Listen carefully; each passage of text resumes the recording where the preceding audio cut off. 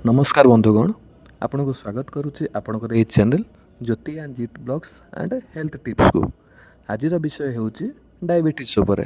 Diabetes रोग कौन पाई होता है, क्यों क्यों कारण होता है, क्यों लोक मानक होता है, आज संपूर्ण ये विषय आम कथा आउ 100% आर आयुर्वेदिक मेडिसिन मु कहि 100% रोग आपन को भल हो आपन जदि ठीक ढंग से सेवन करेंगे। आसतु जानिबा ए रोगर कौन कौन सब प्रतिकार अच्छी, ए रोग कौन पाई होता है।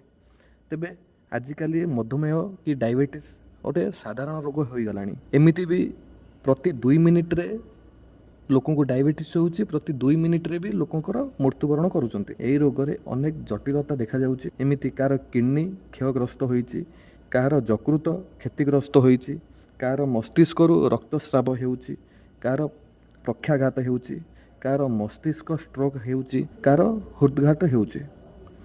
मधुमेह किंबा सुगार एक विपज्जनक रोग हो गलानी। एही रोग रे रक्त रे ग्लूकोज स्तर वृद्धि पाइथिबा देखा जाए। एही रोगी रक्त रे कोलेस्ट्रॉल किंबा चर्बी उपादान वृद्धि पाइबा जोगु एही रोग होइथाय। एही रोगी आखि, किडनी, स्नायु, मस्तिष्क, हृदय क्षति हेबा जोगु गुरुतर जटिल मारात्मक रोगर आशंका बढ़ी जाए। खाद्य पेट को जाई ग्लूकोज नामक एक प्रकार इंधन रे परिणत होता है। यह एक प्रकार सुगार बा चीनी। ग्लूकोज रक्त रे मुक्त होई एवं शरीर लक्ष लक्ष कोष को बहन करा जाए। जेपर्यंत आपणकर तेबे बंधुगण, जेपर्यंत आपण डायबिटीज बा मधुमेहर प्रकृत कारण बुझी नांती, आपणकर मधुमेह केबे कि डायबिटीज केबे भल होई पारिबो नाही। डायबिटीज दुई प्रकार, गोटे होउची वंशानुक्रम, जहाँकि जार वंशगत थिबो तांको डायबिटीज हेबो।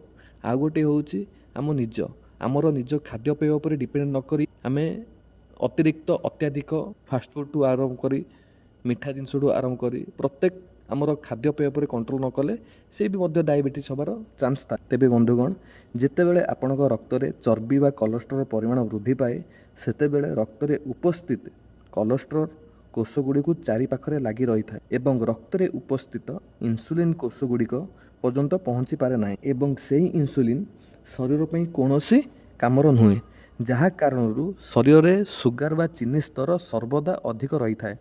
जेतेबेले आमे बाहरु कि मेडिसिन स्टोर कि हॉस्पिटल इन्सुलिन नौ, सेतेबेले से इन्सुलिन नूतन होता है।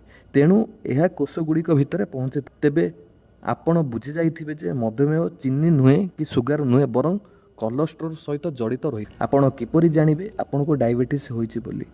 जेतेबेले स्वामी एवं स्त्री यौन संपर्क समय समन्वय रक्षा करि पारंती नाही किंबा यौन संपर्क समय बहुत जंत्रणा अनुभव करती, तेबे बुझी जातु जे आपण को मधुमेह कि सुगार हो सारी किंबा हेबाकु जाउ। कारण जो व्यक्ति मधुमेह हेबाकु जाउचंती तांकर यौन संपर्क समय बहुत जंत्रणा हुए, कारण मधुमेह पूर्वर आसुथिबा रोग हेउची यौन समस्या। मधुमेह रे कि सुगार रे कि डायबिटीज रे आरंभ रे भोक बहुत लगे, किंतु धीरे धीरे भोक कमी जिबा सहित शरीर सुखिबा आरंभ होता है।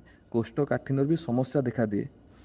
परिस्रा रे अत्यधिक चीनी देखा जिबा आरंभ होता है कि सुगार देखा जिबा आरंभ होता है एवं शरीर ओजन ह्रास पाइबा आरंभ हुए। जदि शरीर रे कौन स्थान रे क्षत होता है तेबे ता जल्दी भल हुए ना। एपरी परिस्थिति रे आपण खाद्यपेय पर ध्यान देबे। पैकेट फूड जिनस खाइबेनी, नॉनवेज खाइबा कमी देबे। ठीक इवनिंग संध्या 6टा पूर्वर खाइदेबे। आउ मध्य आर किछि मु मेडिसिन्स कहूँ जहाँकि बहुत पावरफुल मेडिसिन्स आपण निजे चाहिए आपण घरे बनई पारिबे।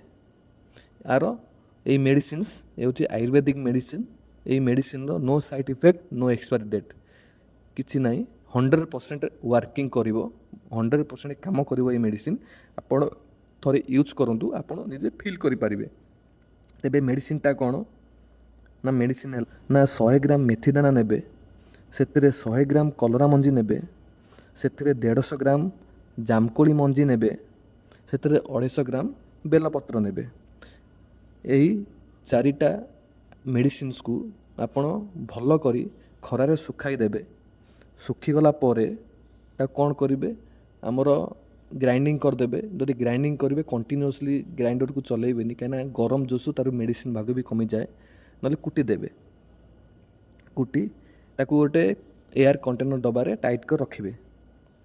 ସକାଳ ନାସ୍ତା କରିବା 1 ଘଣ୍ଟା ପୂର୍ବରୁ 1 ଚାମଚ ପାଉଡ଼ରକୁ ଉଷୁମ ପାଣି ସହିତ ମିଶାଇ ପିଇଲେ ଆପଣଙ୍କ ଡାଇବେଟିସ୍ 1 ମାସ ଭିତରେ 15 ଦିନ ଭିତରେ, 1 ମାସ ଏତେ ଦିନ ବି ଯିବନି, 15 ଦିନ ଭିତରେ ଆପଣଙ୍କୁ ରେଜଲ୍ଟ ଦେଖାଯିବ। ସକାଳ ସମୟରେ ନାସ୍ତା କରିବା 1 ଘଣ୍ଟା ପୂର୍ବରୁ ଆଉ ସନ୍ଧ୍ୟା ରାତ୍ରି ଭୋଜନ କରିବା 1 ଘଣ୍ଟା ପୂର୍ବରୁ ତାକୁ ଯଦି ଆପଣ ଗୋଟେ ଚାମଚ ଉଷୁମ ପାଣିରେ ନେଉଛନ୍ତି, ଆପଣଙ୍କର ସୁଗାର ଡାଇବେଟିସ୍ ପାଇଁ ବହୁତ ରାମବାଣ।